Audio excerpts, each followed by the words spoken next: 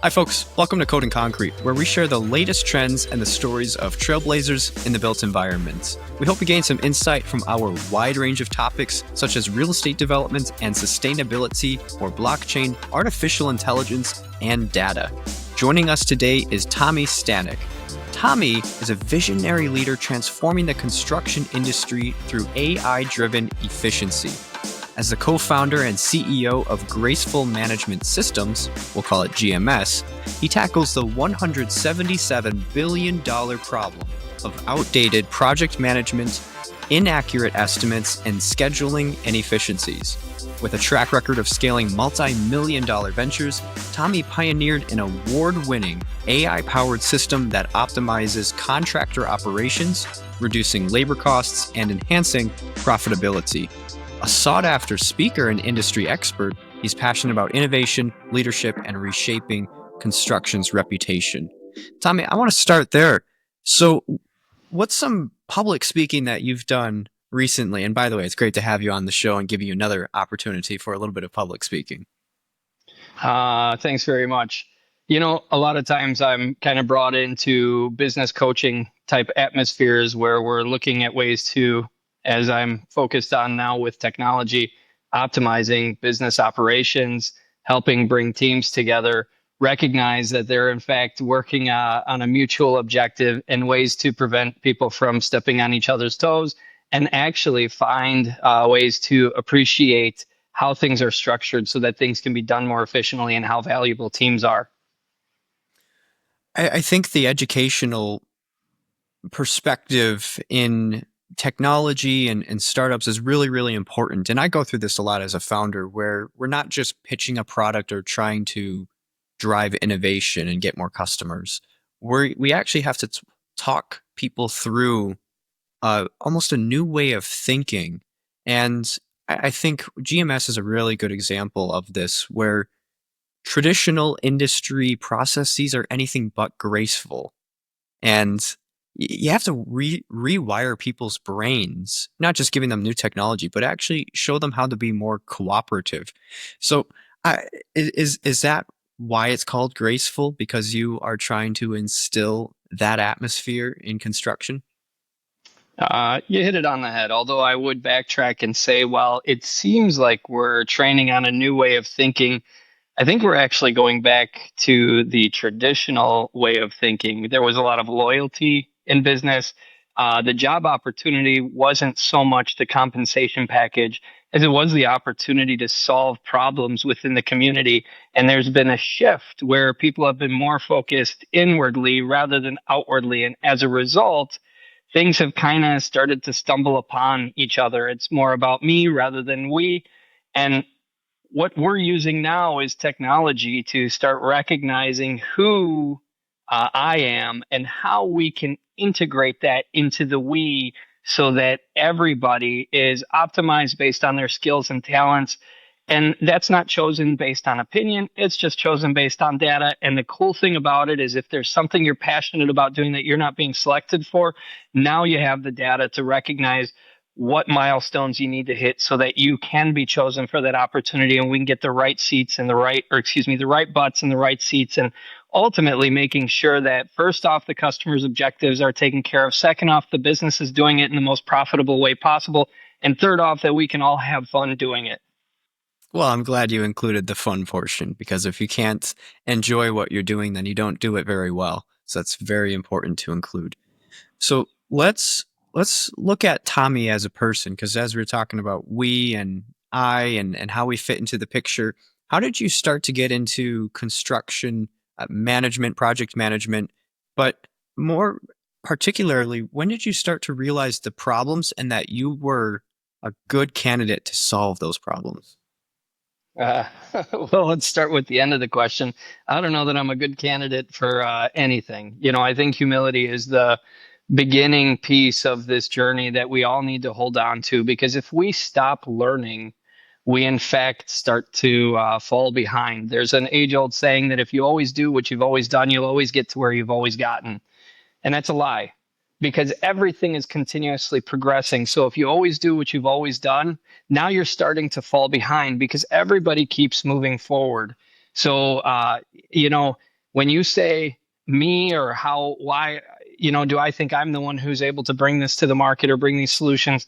What you don't see behind me is a team of people. And if I weren't able to submit myself, recognize where I fall short, and help amplify the gifts and the talents of the other individuals that want to be a part of this mission, I wouldn't be sitting here today. So, and I'd love to shout out everybody's names, including you, who's invited us onto this podcast. It takes a community to bring these types of solutions to the market, but that's not what everybody came here to listen to.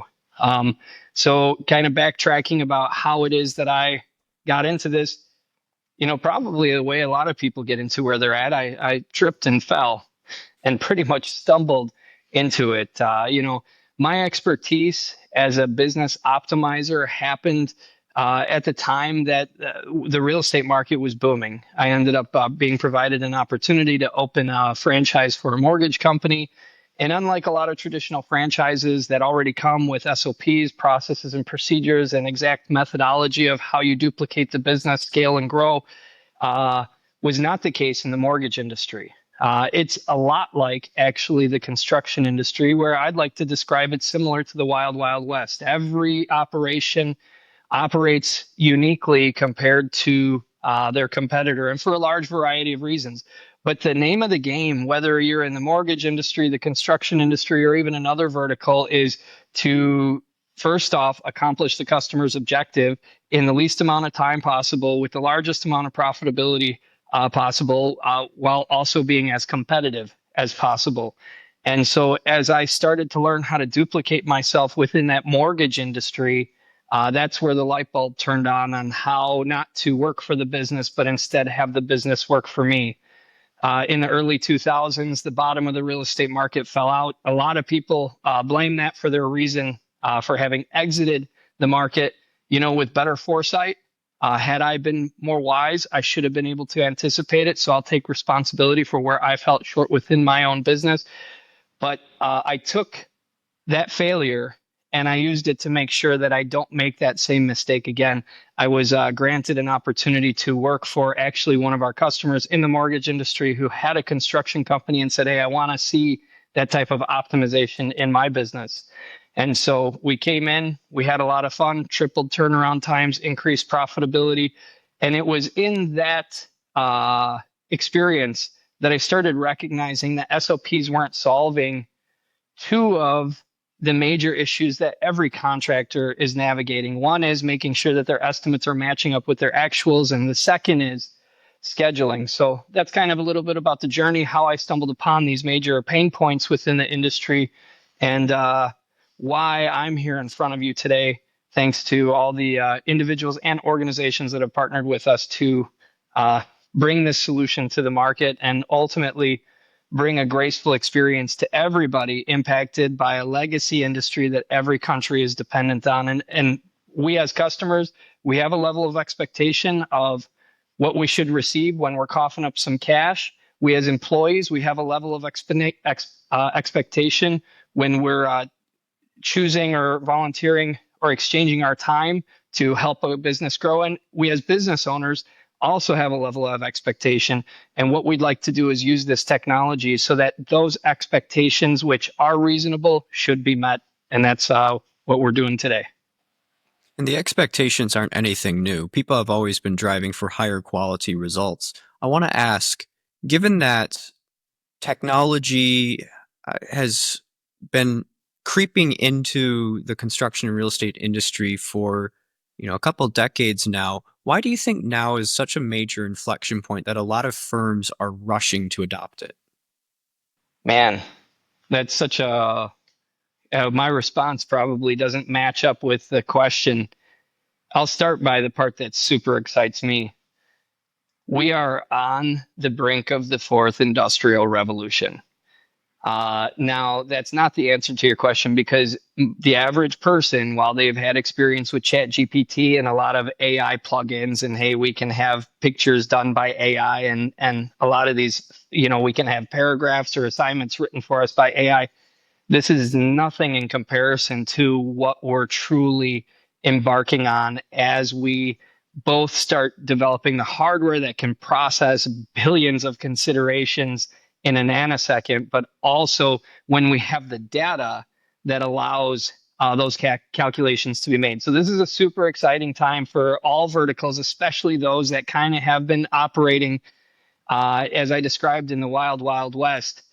But the reason that you're seeing an increase of acceptance and even a desire for technology is slowly people are starting to realize that, I heard a long time ago, the brain was made for creativity, not storage.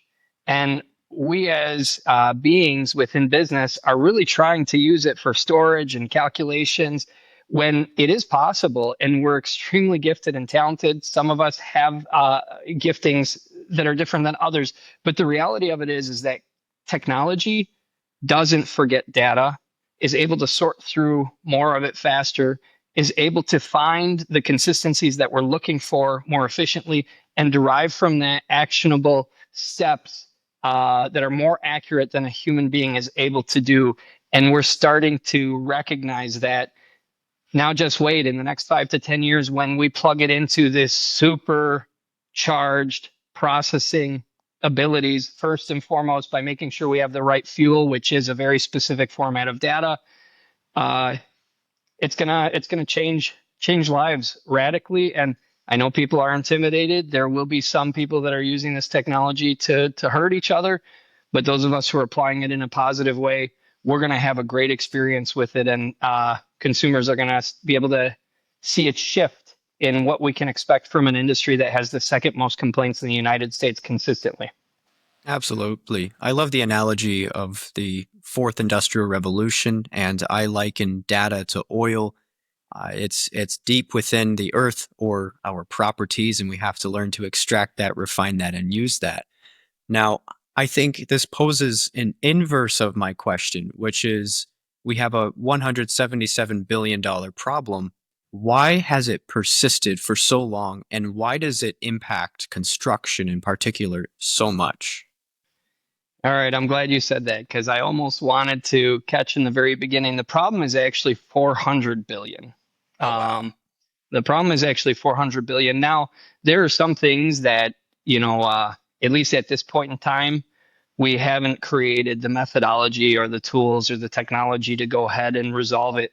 That $177 billion is our calculation of what is in fact recapturable, or let's put it this way, avoidable. So of that 400 billion, almost half of it with technology can be put back into the profit margins of the subscribing contractors and or back into the pockets of the consumers. And in reality, I believe that you can spread that generously over both so that the contractors are making more and the consumers are paying less. So I wish I would have wrote the whole question down, but kind of backtracking, why are we here? Why are we losing so much money?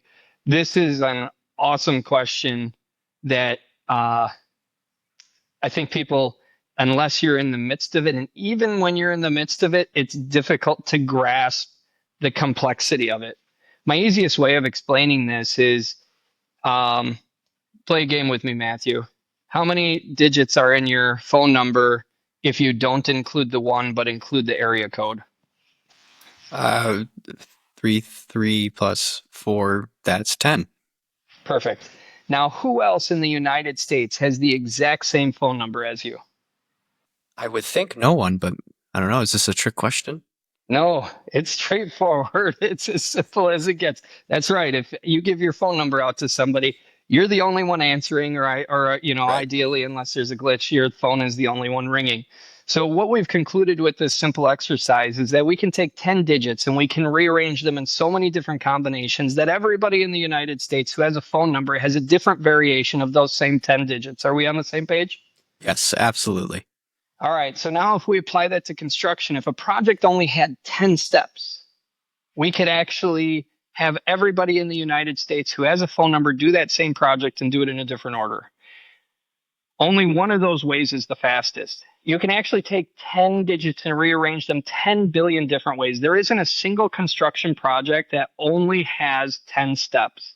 On top of that, if we were in a perfect world, I don't know that this is a perfect world, but in this scenario, if we were only running one project, uh, one change to that project would only impact that project. But the reality in construction is that change in one project, whether somebody completed something late, didn't show up, materials weren't correct, or even they finished something early, you have to change everything within that project. Sounds simple, but then you have to notify all impacted parties. Sounds simple, but then you have to also hope that all impacted parties can adhere to the changes, which is where things start to get complicated. And it gets even more diluted because the resources, you don't use the same person on a construction project from start to finish. There are specialists. The framers frame, the plumbers plumb, the electricians do the electricity. When one of those trades finishes, they go on to another project that's being produced simultaneously or scheduled next. And this one change to this one project now doesn't just create a ripple effect. Things start to just get out of control, not only relating that to that project, but all the projects that are being produced simultaneously and scheduled next. And if you want to zoom out of this, we just described what's happening to one contractor. We didn't even talk about the impacts to their competitors that are sharing these resources. They're all buying materials from the same distributors. They're all using the same W-2, or excuse me, 1099 subcontractors. So one change to projects within my organization can ultimately make an impact to yours. And we're expecting human beings to be able to answer those questions right now. Why is somebody not at my property? And a lot of times we hear, well, this industry doesn't care. They're not even taking my telephone call. What people don't realize is they know why you're calling. They do care. And they're trying to figure out that answer. But they're theoretically evaluating billions of options to determine what is the most efficient way to move forward, to minimize losses, to maximize efficiency. And they're in a losing situation, which is why this industry has so many complaints. So as we start standardizing things, as we start capturing the data, and as we start bringing this industry together as a whole, we can start using this new technology to start answering those questions like the consumer expects instantly. Bring grace into an industry where really everything's on fire all the time. And the person who's getting the brunt of it is usually the employees. They're expected to do things in timeframes that are unreasonable.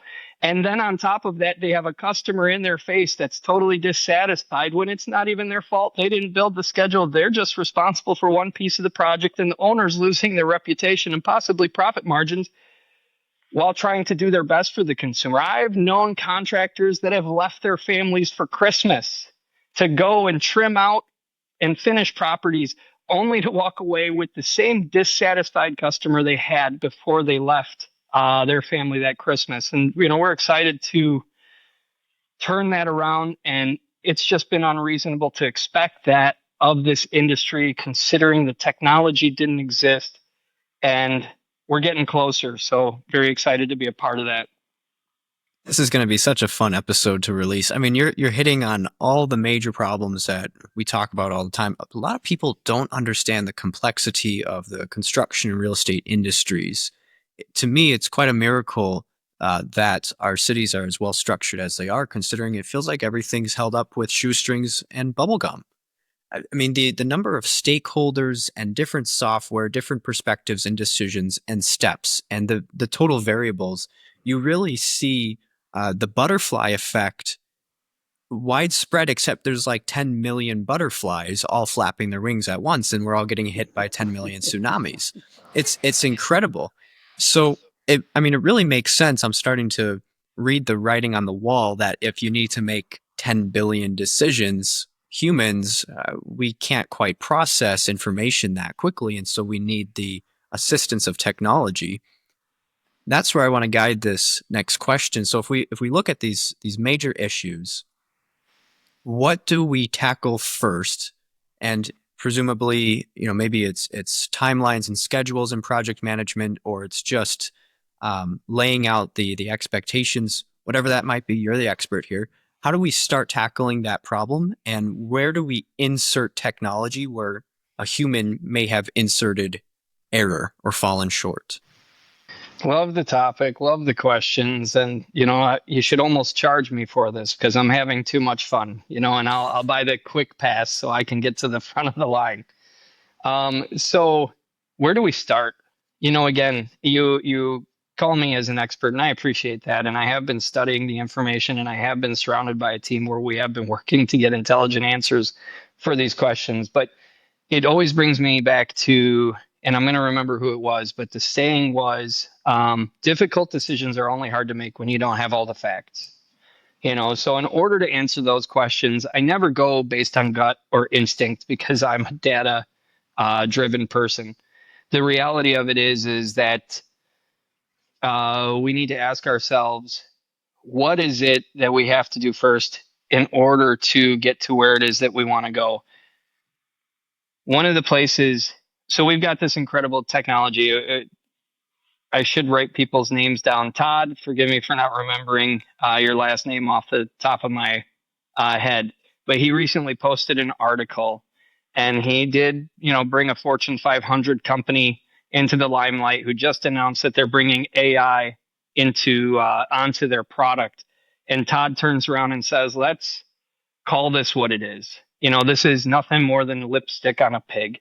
You cannot take a jet fueled engine and strap it to a horse and buggy and expect to hit light speeds." And what he's really touching on is that, yes, artificial intelligence, also known as machine learning, also known as deep learning, has this superpower. But what we're missing is the infrastructure or the engineering to harness this power. If you take this type of power and put it on our existing technologies, they can't withstand the type of returns that this technology is able to provide. So the first thing is you're not going to be able to plug it into an already existing platform and get the type of optimization that this technology is able to provide. So don't get me wrong, you can plug it into anything that you want and you're going to start seeing some results, but the types of results that are going to be able to cut 400 billion in losses down to 200 billion in losses is going to require, as you put, a rethinking of how it is that we're going to process all of this. So the first thing is we need a different structure to be able to withhold or withstand the type of progress or propulsion that the technology is able to provide. The second piece of the puzzle, and you hit on this as well, is that any engine requires oil or fuel. And you can't put the same types of oils and fuel into every engine. Imagine putting the same gas that you put into your car into the airline or into the airplane that you're about to fly, or even into, a military aircraft, an F-16 or an F-32, I believe it is. They require a different type of fuel. That's exactly what we need, is a very unique type of fuel. It's consistent data being captured across a variety of different subscribers. And the technologies that are currently on the market, the way that they got to the market, and don't get me wrong, they have provided incredible value in what it is that they've done to help make access to information easier, communication easier, accountability easier, phenomenal tools. There's no doubt about it. But what they've also done to make this easier transition from pre-technology to post-technology is they made everything customizable. You can put in things however you want. As a result, you've got a variety of different data that's being captured however the subscribers set it up. And as a result, we've now got inconsistent data across all of these competitors within the industry. Furthermore, the way that we're bringing a lot of these technologies out to the market is we're starting with a sliver of the puzzle, and we get really good at it, and then we start adding on functionality. In the building world, if you don't engineer a building from scratch for its whole scope, and you start doing add-ons later, it loses its efficiency. And the same thing is happening with these technologies. Everybody's raving about APIs. Hey, we can plug it in. You sure can. It's like taking a garden hose, and that's how your data is transferring. But AI needs to have a fire hydrant. We need data transferring at such a pace back and forth without limitation to be able to cut $177 billion worth of losses. We can't do it through an API where information is trickling through. And then on top of that, we're limited with the amount of information that's trickling through because this one only allows data to transfer one way. This one only allows this data to transfer both ways. We need this data to be consistent. We need it to be available. And we need to understand the customer's journey, not just from the time that the contractors are showing up to the property and to the time that they leave. Every other piece of the puzzle that we as property owners don't take into consideration is a big part of understanding how we can improve on our efficiencies. So we need to know. People don't realize that before we come out to the property, there's a significant amount of work that has to take place before the tools actually show up and the employees actually show up. This is a part of the construction process. And if we have that segregated, how can we provide estimates without knowing the whole first part of the journey? It's like playing chess, but only having AI move 3 of your pieces and you're responsible for the rest of them. So that's my long-winded way of saying getting consistent data is the first piece of the puzzle. Starting to recognize that all of these different softwares that are talking together are ultimately going to create a hindrance for you over time to get the type of ROI that is going to be available is the second piece of the puzzle. You're looking for an ERP that has all of the information in one place. Data is flowing fluidly, and the artificial intelligence or the deep learning is able to capture that information to optimize the solutions that you're looking for, which is shrink in time, shrink in cost, increase profitability, and increase customer satisfaction.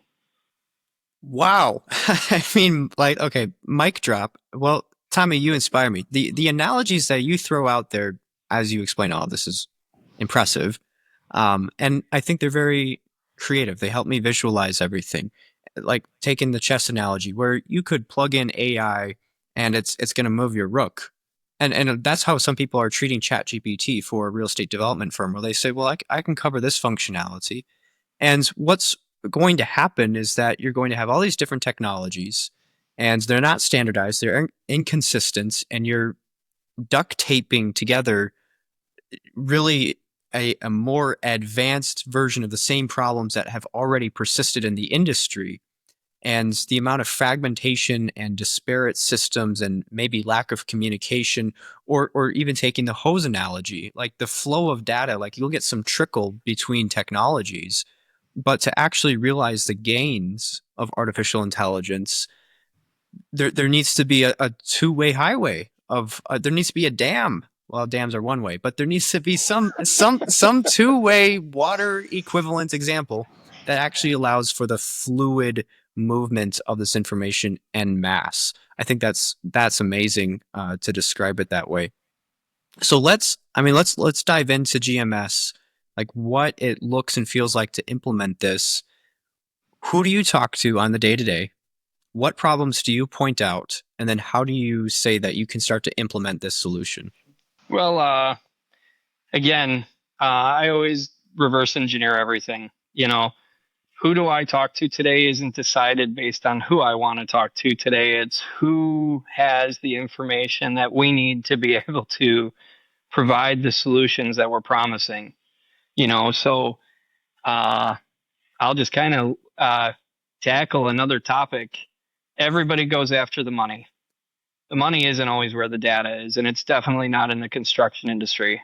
The money is a lot of times sitting with the general contractors, that are designing and building a lot of these awesome buildings that you described earlier. By the way, I mean, these contractors, we need to give them a round of applause because what they've built is unimaginable in the conditions that they've built it in, whether it's freezing cold, whether it's boiling hot, the danger of these situations, not only how high they are, but with the machinery that they're utilizing. I mean, my hat's off to these guys. These guys are truly heroes for not only American civilization, but for civilization itself.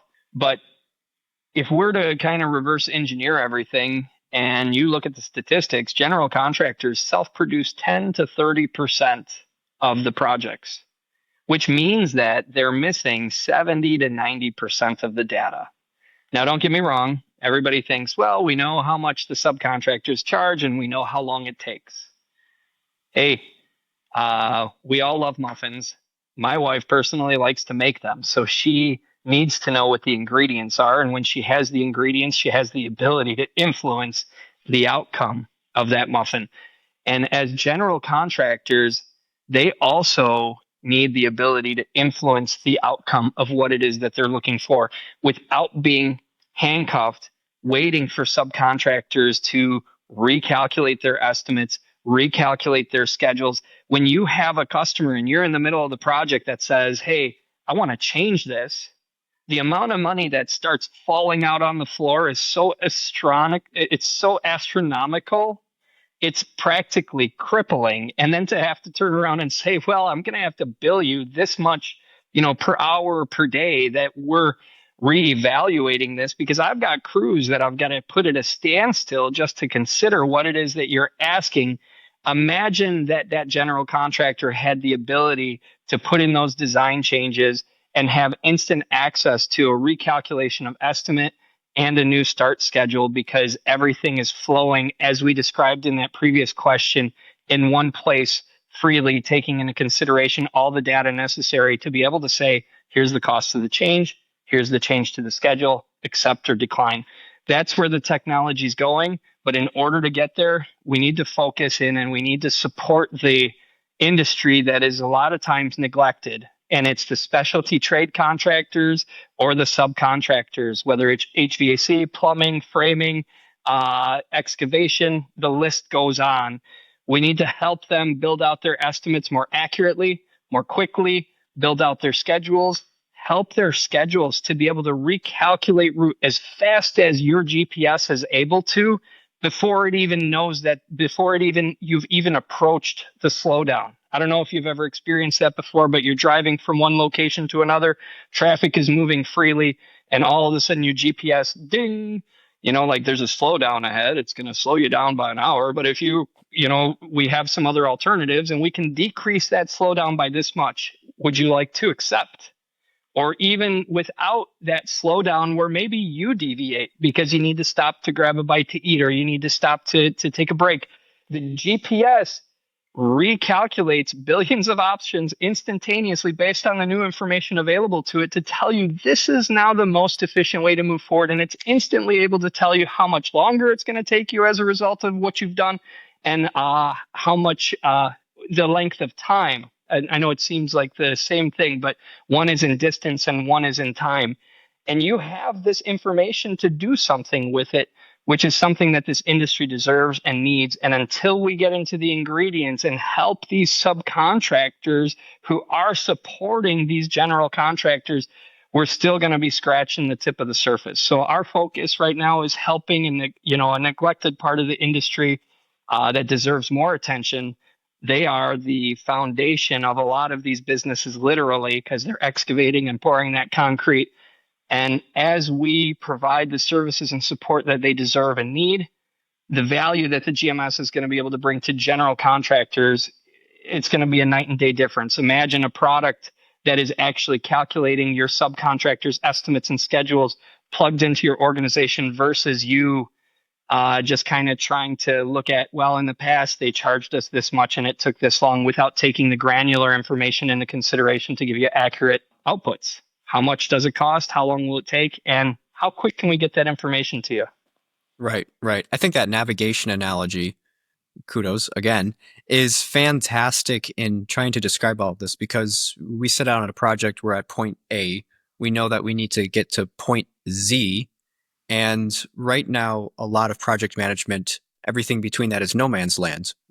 And there's a total lack of guidance. But if we think of this like a GPS, GMS is GPS, where you're rerouting throughout that and the numbers are recalculating themselves so that we don't just wander into holes or into traps, which is often what happens where we're going one route and we're not foreseeing what's about to happen, and then it's $100,000 fix, or there's major delays, or there's litigation, and we're talking to different parties, and we're not on the same page, and there's confusion, and the project falls apart. And so, it makes sense that we need something that can forecast a path, for us, but then also what that path costs and how long it's going to take. I am in love with that navigation analogy now that you mentioned it. And I think for anyone trying to start to visualize without actually having eyes on your platform right now, that's an amazing way to describe this. I want to ask, where do you see building information modeling fitting into this? Because a lot of BIMs are being introduced and more detail is being incorporated into these, and even phasing to try to mitigate some of the on-site problems. We say, do this first, then this, if X and Y. How do you see BIM fitting into this picture? Man, it's a big piece of it. So excited for BIM and the amount of losses that we're sustaining over time as a result of lacking that technology. I'm hesitant to pour everything out there, but there's such a treasure chest of awesome stuff here. I've heard over and over again people tell me, we don't know what we're going to find until we, tear open the wall. Well, that's a lie. You don't know what you're going to find because we haven't harnessed the data historically to tell you that there's a 20% chance there's asbestos back there. And based on the amount of space we're looking at, this is the potential cost in the change order before we tear down that wall. There's a 15% chance that there's water damage. And again, based on the size of what it is that we're looking at, this is the cost to remedy it before we even move forward. With BIM, man, we decrease that time frame to get to the core of costs so much faster, even by eliminating. I can't tell you how many, like I live in the Midwest. I know you're originally from the Midwest. We have hailstorms rip through on a regular basis. It's almost like free roof season. But the funny thing is that we have to have our roofs remeasured over and over and over again. BIM is going to be able to start capturing the information specific to project. Our technology will actually associate it with the property owner versus what a lot of our competitors do, where all the data is actually held lock and key with the contractor so that the property owner can, in fact, take the historical work that's been done to the property and transfer it even to the new property owner. And as the new property owner has more work done, that also gets pushed through or integrated into BIM. And now these properties are coming with what's similar to like a Carfax report, where you can see what's done, you can see what's hidden behind there, you can see who it is that did it, so you can reach out to them if you need additional information. And better yet, we're slowly working to get the warranty information from the manufacturers integrated to that, so that it actually starts notifying you that manufacturer recommends that you have this recaulked. And a lot of people, what's the last time you were told for a building that you own that something needs to be recaulked or debris needs to be removed? And then as soon as you call the insurance company to have it replaced, or the manufacturer say, hey, this is warranted. And they say, yeah, but you didn't do these things. Well, I didn't know I had to. Well, now we're going to empower these property owners so that they know what has to be done. We're going to help the manufacturers prolong the lives of their products. And we're also going to be helping the contractors who are needed to provide the services to help maintain these properties proactively versus reactively. And like you said, reactively, a lot of cases it's $100,000 plus. And, we can scale that depending on the size of the project. And proactively, we're talking, cents on the dollar. There's so much synergy between what you're working on and what we're working on. The Carfax is a great area to start. We're seeing that analogy arise a little bit more, and I've used it myself because people are familiar with the value of historical data of something that they own to prove its quality and their commitment to maintaining that quality. I serviced the vehicle, I replaced these items, and so that when I go to sell it, it either has no discounts or even commands a premium compared to other used cars on the lots. And building is consolidating, verifying, organizing all of this asset data across the full life cycle to make that case, whether it's for the insurance companies or for investors, lenders, or the next owner, to pull this full life cycle data. And it's not lost. There's no air leaks throughout the process because, again, going back to if you let certain information disappear over time, you're weakening the foundation of your tools, of your property, and your ability to act on that in the future. So really, treating data as an asset that lives alongside the physical asset. And this goes back to the mentality shift. I think historically, data and compliance has been such a liability for people. It's the thing that you have to drag yourself through. But now, because of the tools that are available to us, we realize, whoa, if I capture that data, I can plug it into this and this turns into dollar signs. Suddenly, data is something very valuable that I go out of my way to capture, organize, and structure, analyze, and utilize in all sorts of creative ways. And I mean, I'm just overall very impressed with the way that you have thought out GMS in connecting these dots that historically have been disconnected, and it's just led to so many issues, and people don't necessarily realize it, but for people who are engaged in the industry, not only is it a headache, but it can be completely damning because if let's go back to the cost analysis of something. If you're completely off or there's unexpected expenses, that return on investment dwindles away. And sometimes it gets to the point where the property is underwater now. And we have to figure out a solution. Maybe it's a capital call, maybe it's a foreclosure, and then people are laid off. Like there's quite a domino effect that happens from a couple bad decisions or miscalculations along the way. Totally. Totally. That's why I'm passionate about this. And, I'm so thankful to my parents, having taught me never take shortcuts, and always put people first, and that's what my focus is as we're building this. And it's making sure that the people that you've just described in that scenario, and in that scenario, you're illustrating a lot of times the property owner or the property management company. But these guys, they're business owners. They're human beings. They're parents. They're people just like you and I. And what we want to do is come alongside them and help as we would want to be helped to find the most efficient way to remedy that situation. But more importantly, isn't remedying it, it's preventing it from happening again. Because Right. if we throw somebody a fish, we're hurting them. But if we can help everybody fish, we're all going to rise up in this together. So I've got a couple show notes that I've got next to me, and one of the thing that stands out is you highlight the role of the consumers. Now we've been talking about the property owners and the contractors the whole time and why they should care because there's dollar signs attached to that. When you say that a lot of this growth and innovation is consumer driven, who is the consumer in that case? This is a good one. I get too excited for this. So now you can charge me double for my admission tickets. And consumers are awesome. I heard or learned a long time ago, the best conversationalist is a listener. What a lot of people in sales miss is they're so excited about their product and their solution that they miss the opportunity to hear about the problem that the consumer is looking to solve. And ultimately, as a salesperson, we're really, let's just be transparent, trying to get them to pull out their wallet and hand us a check or hand us money for our product and service. And the way to best do that is to let the consumer make the sales pitch for us. Listen to everything it is that they're looking for, and then saying yes, yes, yes. And most importantly, no, if it's something that we can't provide to the level that we would expect. But don't stop there.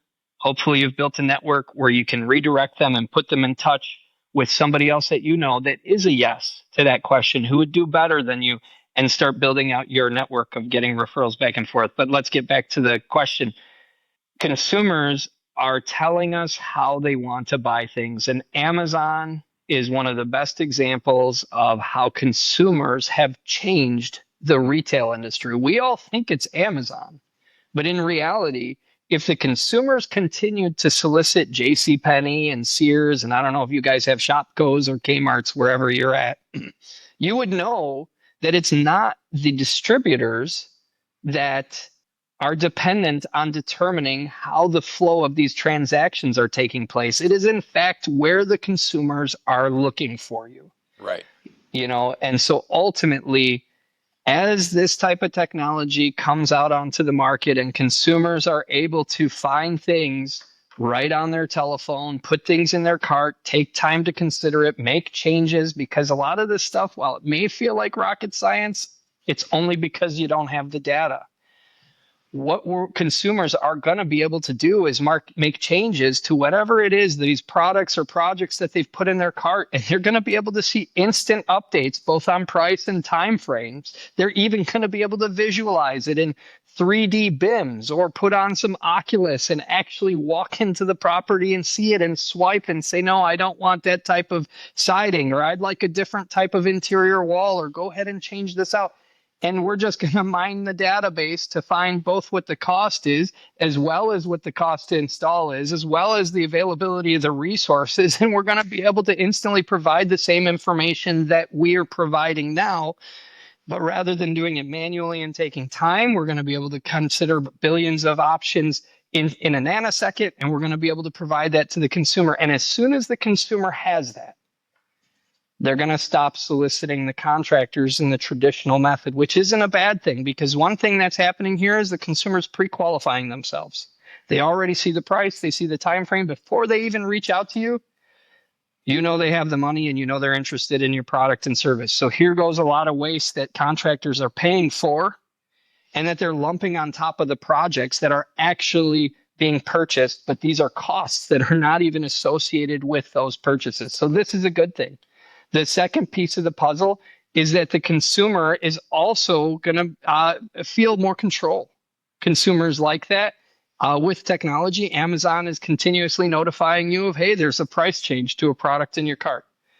That's going to help with the sales cycle as well, where instead of you calling and saying, hey, did you get my estimate? Are you, like, where are you at? Hey, will you pull out your wallet today?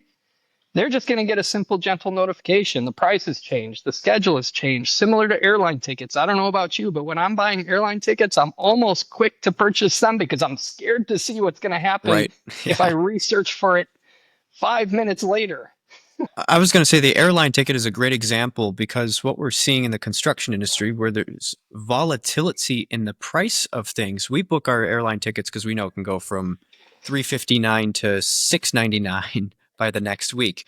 And we live in an era. I mean, look at the tariffs that are happening. We know that when these go into effect, if they have or are pending, this radically changes the cost of materials. And on projects that already have a small margin on their yield to cost, then that could completely disrupt the project again. And they are going to have to be very proactive in deciding, well, how do we go to a different distributor? How do we get this a different way? Who's a different manufacturer? Can we get this inside the US instead? Or if it is coming from outside the US, like, who's in charge of that? What country? Are there any loopholes in the shipping and logistics so that we don't pay a 25% tax on top of that? And just being able to make those decisions rapidly. But you need that influx of data first, or else you're throwing darts with a blindfold, because how can you change something like that unless you know that you have to make that decision in the first place? It's going back to the GPS. You're flagged that there's going to be traffic ahead of you. If it doesn't tell you there's any traffic, you don't know to re-navigate, right? So we have to be able to identify these things. Totally. Very exciting, and it isn't just limited to the tariffs. Look at what what was that thing? You're going to laugh at me, that shut down our country, the pandemic. Look at what at what that did to pricing, and then the other thing you said is, man, all we just need is this inflow data. Everybody's, well, where are we getting the data from? Where are we getting the data from? The answer to that question is, we're already capturing it. The problem is that we're not capturing it consistently. And the problem is that we're not capturing it in a format that allows everybody to have access to it. And the GMS provides that ability. That's awesome. And one more item as we start to wrap up here. I mean, you were very visionary when you were talking about being able to put on, augmented reality goggles and be able to see the property or the development before you, and making decisions that way. I think it's just great to reiterate all the crossroads of real estate and technology that are here, it's not just platforms and software as a service or AI. I mean, between robotics and IoT, that's another thing. If you have real time data from a job site and someone doesn't have to micromanage what's happening, and we're able to pick up, through a camera that recognizes that something is not correct or off base, and then notify us. I mean, it's phenomenal. All the different areas where construction tech and prop tech are overlapping, and it just goes to reiterate the scale of the changes that we're witnessing before us. It's not just better decisions. I mean, it could fundamentally change how we build cities. Fourth industrial revolution, brother. This is exciting stuff. It really is. So that being said, let's talk about roadmap 2025. What does it have in store for GMS? And I guess to backtrack a little bit, you recently closed a fundraising round, so congratulations. Thank you. What's been pertinent for you guys, and what are you working on next? You know, steady as she goes. We got to be very careful to chase after tennis balls, or a butterfly, so to speak. And the focus for me is always on the not only our subscribers experience, but really their consumers experience, because we know that consumers are ultimately driving the market, whether we want to accept that fact or not. So, this year the GMS is in the market. Now we're just working with what we call subject matter experts or beta testers, and we're working intimately with them to make sure that the software is in fact solving their problems and improving their customers' experience. And as we get through that, we will do a soft launch finally, again, focusing on the specialty trade market and subcontractors. And then after we have enough subcontractors in certain geographical areas, we will start opening up to general contractors. And we plan on repeating that process from residential to commercial to civil, and start capturing the data that we as a community, as a country, deserve to have available to us when we're making decisions that are affecting not only our pocketbooks personally when we're purchasing projects for ourselves, whether it's for the business or for our families, but also as taxpayers to make sure that we're choosing the right products for the right use. And when we have the information that's telling us that in this climate, this is the product that costs this much to install, this is the cost to maintain it, this is the longevity of it before we need to replace it, and have that type of information to be able to have ultimately decisions made for us by knowing our objectives. Again, once we know what is it that the consumer is looking for, here's what we want built, here's how long we need to maintain it for before we're going to revamp it, destroy it, and build it bigger. That's the information that's going to even direct us in what are the products that would best suit our needs and even help us narrow in on the decision-making process. So that's, again, long-winded answer, but starting smaller, making sure that our subscribers and their consumers' needs are being met, and then continuing to expand on the market to get this technology into the hands of everybody who's ready for those fundamental changes and a more graceful experience with the construction industry. I have a follow-up question to that, but before I do, I'm going to interject and hopefully not derail my train of thought. When we talk about rebuilding buildings, it brings to mind the circular economy, which is if we have information on materials or components of a property and we've tracked that over time, that when we go to demolish that or redevelop, we're able to perhaps reuse some of those elements. And I saw a very interesting statistic that you could lower the cost of housing by 20 to 30% if we were more efficient with the way that we reuse materials. But it requires a thorough tracking and I guess a Carfax, right? A history report of those elements. Now, back to my other question. Are you able to disclose some of the partnerships or beta partners that you have that you're working through with? Yeah.